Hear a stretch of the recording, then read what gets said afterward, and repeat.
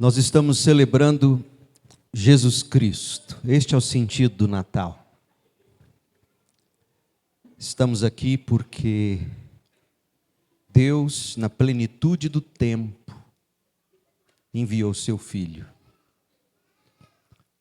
A mensagem não poderia ter sido comunicada de forma mais clara, mais simples, como foi hoje à noite. De tudo que se cantou, de tudo que se anunciou, eu quero fazer um pequeno recorte e procurar aplicar ao seu coração. O profeta Isaías, ele está falando de um tempo de escuridão. Capítulo 9 deixa isso muito claro. Capítulo 9 começa dizendo: esse tempo de escuridão e desespero, no entanto, não durará para sempre. Capítulo 8, ele termina dizendo, a partir do verso 21, que aquele povo andava sem rumo, cansado e famintos, e por causa da fome, amaldiçoam seu rei e seu Deus.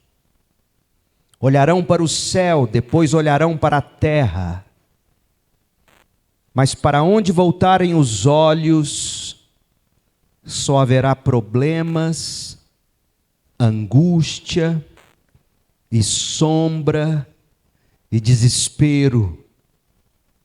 Serão lançados nas trevas. Esses versículos descrevem os dias de Isaías.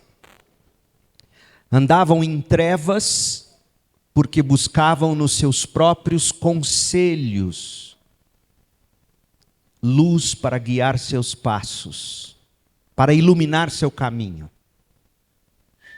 Buscavam na sua própria sabedoria, buscavam no seu próprio entendimento, buscavam na sua própria força, buscavam nas alianças e nos conchavos políticos. Viviam em trevas, não diferente do mundo em que vivemos, onde cada dia mais parece que as pessoas buscam em si mesmas as respostas. Aliás, há pessoas ganhando literalmente milhões e milhões, ensinando você a buscar em si mesmo, em si mesma, a força para prosseguir. Isto são trevas, isto é escuridão. Outros procuram na melhora do governo, do país. Muitos acham que a solução definitiva será quando colocarmos a pessoa certa no poder, não é isto? No governo. Interessante que neste mesmo contexto está Isaías capítulo 6, que vai dizer que Deus colocou fim à vida do rei em que Judá mais confiava. No dia da morte do rei Uzias, diz o texto. Isaías 6, morreu o grande rei, morreu a grande esperança nacional. Deus faz isso para ensinar que as respostas não estão em nós mesmos, as respostas não estão nos nossos governantes. Então, onde está a resposta? Isaías no capítulo 8 nos mostra. Verso 21, eu li para vocês, diz que eles olhavam para o céu.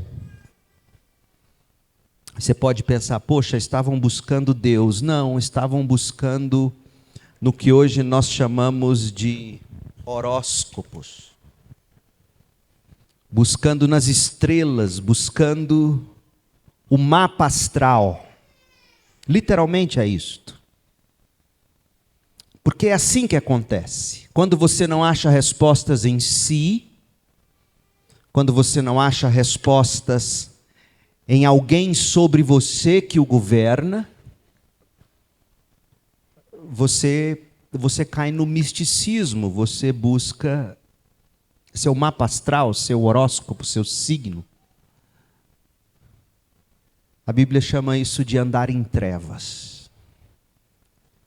Ainda que alguém se declare estar sendo guiado ou guiada pelas estrelas, é andar em trevas.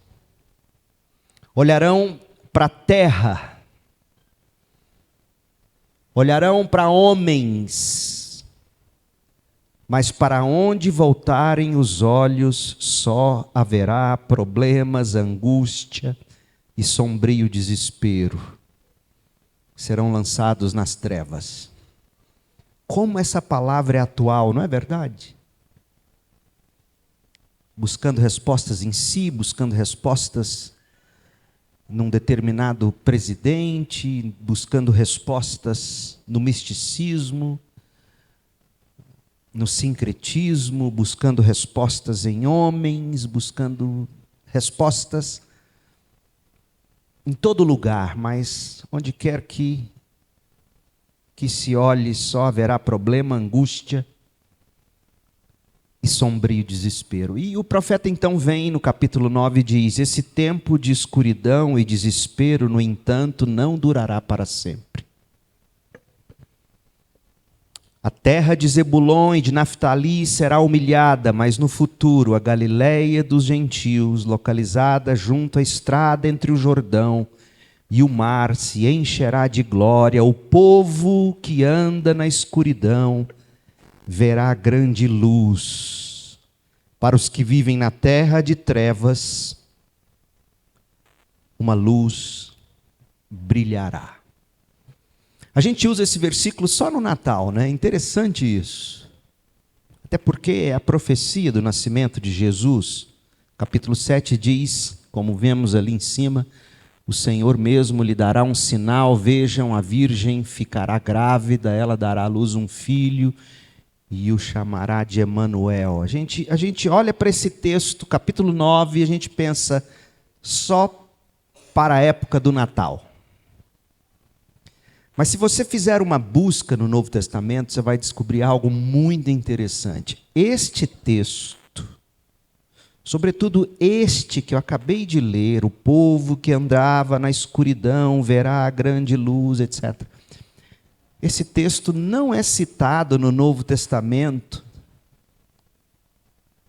no momento em que Jesus nascia na manjedoura. Sabe quando ele é citado? Ele é citado logo após o batismo de Jesus, quando ele vai iniciar o seu ministério público. Portanto, é maravilhoso isso, porque o que nós temos em Isaías 9 é o que Jesus de fato é para nós em todas as épocas do ano. Houve um tempo, talvez você mais antigo vai se lembrar disso. Houve um tempo em que as pessoas ganhavam presente 2 vezes no ano. No máximo, às vezes uma só. Era no aniversário e no Natal. Em algumas famílias, apenas no Natal. Me lembro do meu pai me contar isso. Ele só ganhava presente no Natal. Ele era pobre, morava na roça, em Araguari, na fazenda. E ele ganhava, uma das ocasiões, ele ganhou uma Guaraná caçulinha. E disse que ficou durante muitos dias bebendo na xícara, bem de pouquinho. Uma vez eu perguntei, um tio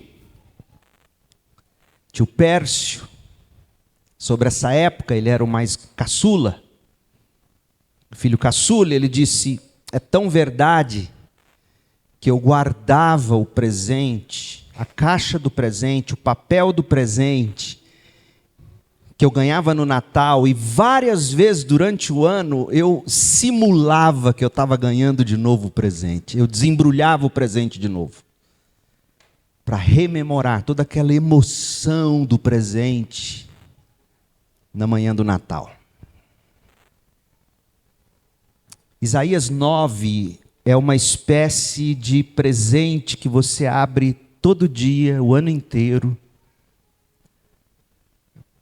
e sente o mesmo frescor, a mesma alegria do Natal. Por isso que o evangelista Mateus, quando cita essa profecia, ele cita essa profecia exatamente no momento em que Jesus ia iniciar seu ministério público, sairia para as multidões. E o que é que o texto diz sobre Jesus para nós? Capítulo 9, verso 6.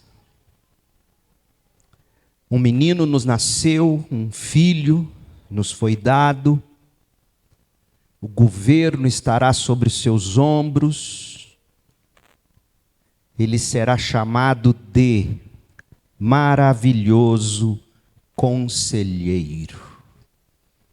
Jesus é luz na escuridão. Ian Murray foi o único pastor auxiliar que Martyn Lloyd-Jones teve na Capela de Westminster, em Londres. O único pastor auxiliar que ele teve e quem escreveu a melhor biografia de Martyn Lloyd-Jones. E ele conta que inúmeras vezes ele presenciou Martyn Lloyd-Jones terminar de pregar, e às vezes ele ficava ali na frente, próximo ao púlpito, depois que ele acabava de pregar, porque algumas pessoas gostariam sempre de vir falar com ele. E ele pastoreou bem durante a Segunda Guerra Mundial em Londres, depois ele pastoreou durante a Guerra Fria, enfim.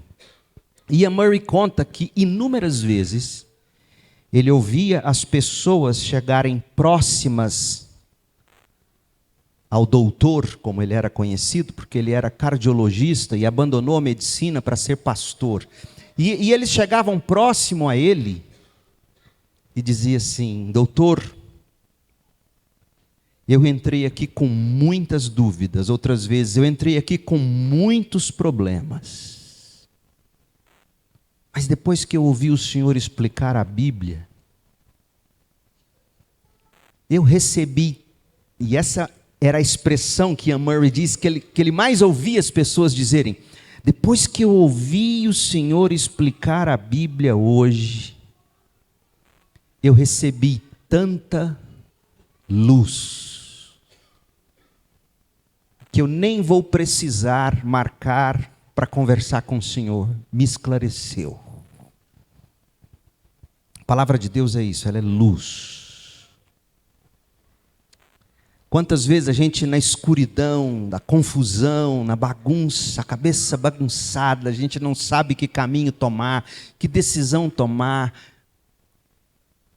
qual é o sentido de todas as coisas, para que eu estou fazendo isso, para que eu estou trabalhando tanto, para que eu estou fazendo... Sabe quando você chega naquele momento que você está em trevas, você está sem rumo? O que você precisa nessa hora? Você precisa de luz, você precisa de um conselheiro, você precisa de um maravilhoso conselheiro, e é isso que Jesus é. As palavras dele são espírito e são vida. E elas trazem conselho para o seu coração.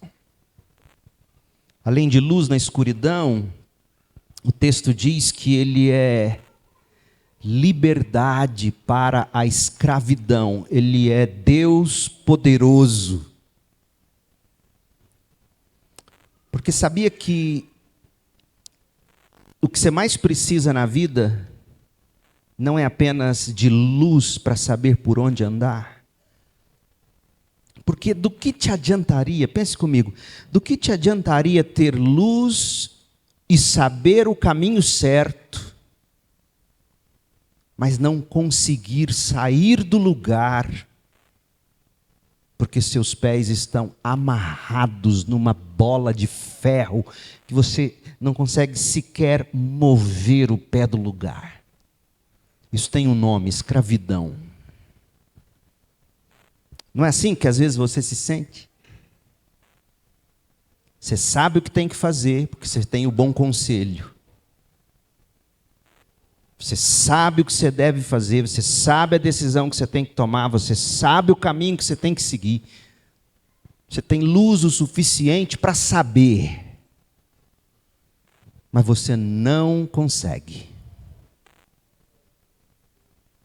Está chegando a época do ano em que a gente faz um monte de promessa, né? Você sabe que tem que perder peso, você sabe que tem que melhorar em diversas áreas da sua vida, você sabe que tem que andar mais com Deus, você sabe que tem que ler mais a Bíblia, você tem luz o suficiente para saber, você tem conselho suficiente para saber dessas coisas todas. Mas o que acontece? Ainda na primeira quinzena do ano, você chega à conclusão e diz: não dou conta. Porque nós somos escravos. O pecado nos escravizou. Portanto, não basta um Deus, tem que ser um Deus forte, um Deus poderoso, e é isto que Cristo é. Ele não é apenas alguém que te dá bons conselhos. E Ele dá. Sua palavra está repleta de enormes e maravilhosos conselhos, porque Ele é um maravilhoso conselheiro, mas Ele é também Deus poderoso. E aquele que foi erguido na cruz no seu lugar, morreu pagando pelos seus pecados, vencendo ali na cruz a morte. Quando Ele ressuscita, Ele vence a morte, Ele é Deus poderoso, mas na cruz Ele paga pelo seu pecado. Ele tinha poder para pagar pelo seu pecado. Ele se fez semelhante a nós, quando tomou nossa carne, mas não deixou de ser Deus. E somente porque é Deus poderoso, que Ele foi capaz de suportar sobre si mesmo todo o peso do pecado de todos quantos creriam nele. Só um Deus poderoso faz isso. E você precisa de um. Porque, repito, não basta você saber que caminho seguir, se você não dá conta de seguir. Você precisa de alguém que te liberte. E Cristo é poderoso para isso. Cristo traz luz na sua escuridão, traz liberdade para a sua escravidão. E Cristo abre um lugar para você matar sua solidão. Porque o texto diz que Ele é Pai eterno. Pai eterno. É maravilhoso porque a gente lê a parábola do filho pródigo. Mas você já parou para pensar que a parábola do filho pródigo, quem é o pai na parábola do filho pródigo? É o filho. Aquela parábola foi contada pelo próprio Jesus para falar de si mesmo, à luz de tudo o que todos estavam falando mal dele. E ele então conta aquela história. Ele é o Pai eterno. Ele é aquele que ficou de longe esperando o filho, que caiu em si, em terra distante, depois de ter gastado tudo, e volta e ele recebe. Você precisa de luz para saber por qual caminho andar, você precisa de libertação para ter condição de prosseguir, mas você tem que ter um lugar onde chegar. A gente viaja, é bacana viajar, né? Mas quantos de vocês já não chegou depois de viagem em casa e disse assim: viajar é bom, mas voltar para casa é bom demais? Não é assim? O que seria da vida se você não tivesse um lugar para onde voltar? Mas você sabia que se Jesus não é o seu bom pastor, você é como ovelha que não tem pasto, que não tem aprisco, que não tem casa, por mais que more numa casa de milhões de reais. Nós temos em Cristo um Pai eterno, que nos acolhe, que nos recebe, que cuida de nós, ilumina o nosso caminho, liberta dos nossos pecados e abre um lugarzinho para nós não sermos mais sem teto neste mundo, principalmente não sermos mais sem teto por toda a eternidade.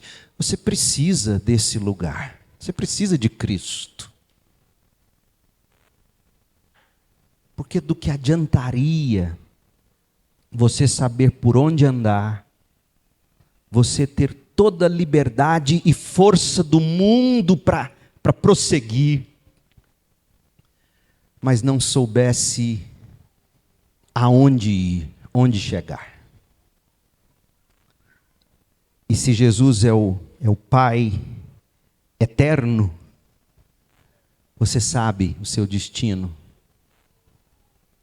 Ele preparou para nós morada. Esse texto é tantas vezes usado, esse texto de João, né? Vou preparar lugar. Aí a gente fala, Jesus está lá preparando lugar para nós. Não, ele disse isso antes de morrer e ressuscitar. Então, deixa eu te dizer uma coisa, ele não está preparando o lugar, ele já preparou.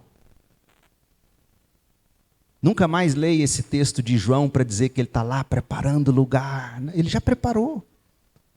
Quando ele disse, eu vou preparar-vos lugar, ele estava dizendo aos discípulos, momentos antes de ele morrer, ressuscitar e dizer, entre, benditos do meu Pai. Ele já preparou o lugar. Ele já morreu e ressuscitou no lugar de todo aquele que nele crê. Ele já morreu e ressuscitou pelas suas ovelhas. Ele é o Pai eterno. Ainda que seu pai e sua mãe te abandonem, e é possível, viu? É possível. O Pai eterno jamais te abandonará. Então ele é luz na escuridão, ele é liberdade para a escravidão, ele é lugar para a solidão, ou para matar sua solidão, e por fim ele é lenitivo para a sua exaustão, porque Isaías diz que ele é o príncipe da paz. Você já parou para pensar que o tanto que não ter paz é exaustivo? Quem não tem paz não dorme. Quem não dorme já abre os olhos cansado. Eu vou ter que fazer, viu, Tiago? Vou ter que fazer exame. Eu acho que eu estou com a apneia do sono. Sabia? Sabe o que é isso? Você ronca assim.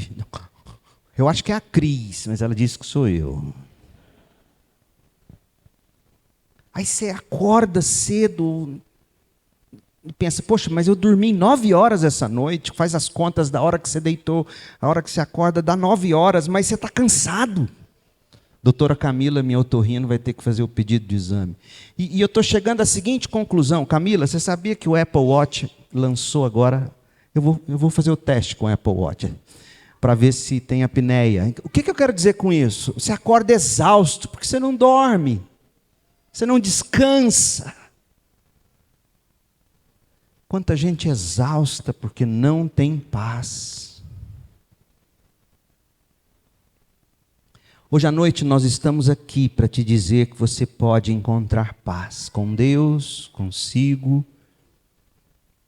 com os outros. Porque Jesus, ele é maravilhoso conselheiro, ele é luz, ele é luz para a sua escuridão. Maravilhoso conselheiro, Ele é Deus forte, Ele é Deus poderoso, Ele é libertação para a sua escravidão. Ele é Pai eterno, Ele tem lugar para você. E Ele é príncipe da paz, Ele é lenitivo para a sua exaustão. Mas olha que curioso, Sinclair Ferguson que chamou minha atenção para isso. Porque o texto diz assim: Ele será chamado de Maravilhoso Conselheiro, Deus Forte, Pai da Eternidade, Príncipe da Paz. Curioso isso, Ele será chamado de tudo isso. A pergunta é, chamado por quem? Vamos ser direto? Você pode chamá-lo de seu maravilhoso conselheiro? Ou você crê em Cristo apenas genericamente? Ele é seu, você pode chamá-lo de seu maravilhoso conselheiro? Seu Deus poderoso, seu Pai eterno, seu príncipe da paz, você pode chamá-lo? Você já o chamou assim? Hoje à noite você pode. Porque se você invocá-lo hoje à noite, chamando-o de seu Salvador, de seu Senhor, de seu substituto, de seu tesouro, de seu tudo, Ele se torna tudo isso e muito mais. Maravilhoso conselheiro, Deus poderoso, Pai eterno, Príncipe da paz. Nós te chamamos aqui hoje à noite para te lembrar disso, se você conhece essa mensagem já há muito tempo, há muitos anos. Mas talvez você tenha ouvido pela primeira vez deste modo tão claro o que significa o Natal. Cristo veio para que você pudesse chamá-lo como seu pessoal maravilhoso conselheiro. Deus poderoso, Pai eterno, Príncipe da paz, o seu substituto, o seu cordeiro que morreu no seu lugar e ressuscitou vitorioso para a sua justificação. Minha oração é que o Senhor abra os seus olhos, te faça ver, abra seu coração e te faça crer. Que Deus te abençoe com paz.